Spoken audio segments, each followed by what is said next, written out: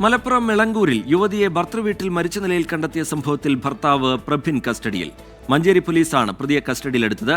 ഭർത്താവിൽ നിന്നുള്ള പീഡനമാണ് യുവതിയുടെ മരണത്തിലേക്ക് നയിച്ചത് എന്നാണ് കുടുംബത്തിന്റെ ഗുരുതര പരാതി. മരിച്ച വിഷ്ണുജയുടെ ഭർത്താവ് എളങ്കൂർ സ്വദേശി പ്രഭിനെയാണ് മഞ്ചേരി പോലീസ് കസ്റ്റഡിയിലെടുത്തത്.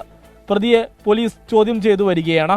നിലവിൽ അസ്വാഭാവിക മരണത്തിനാണ് കേസ് എങ്കിലും ആത്മഹത്യ പ്രേരണ കുറ്റമടക്കമുള്ള കൂടുതൽ വകുപ്പുകൾ ചുമത്താനാണ് പോലീസ് നീക്കം. കഴിഞ്ഞ വ്യാഴാഴ്ചയാണ് പൂക്കൂട്ടുംപാടം സ്വദേശി വിഷ്ണുജയെ ഭർത്താവ് പ്രഭിന്റെ എളങ്കൂരിലെ വീട്ടിൽ തൂങ്ങി മരിച്ച നിലയിൽ കണ്ടെത്തിയത്. പിന്നാലെയാണ് യുവതിയുടെ കുടുംബം ആരോപണവുമായി രംഗത്ത് വരുന്നത്.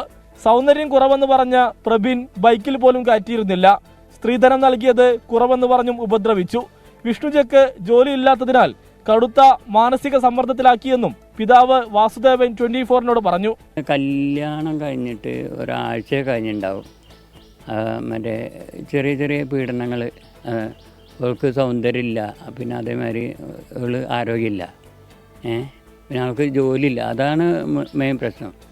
വിഷ്ണുജ ആത്മഹത്യ ചെയ്യില്ലെന്നും കൊന്നു കെട്ടിത്തൂക്കിയതാണെന്നും കുടുംബം ആരോപിക്കുന്നു.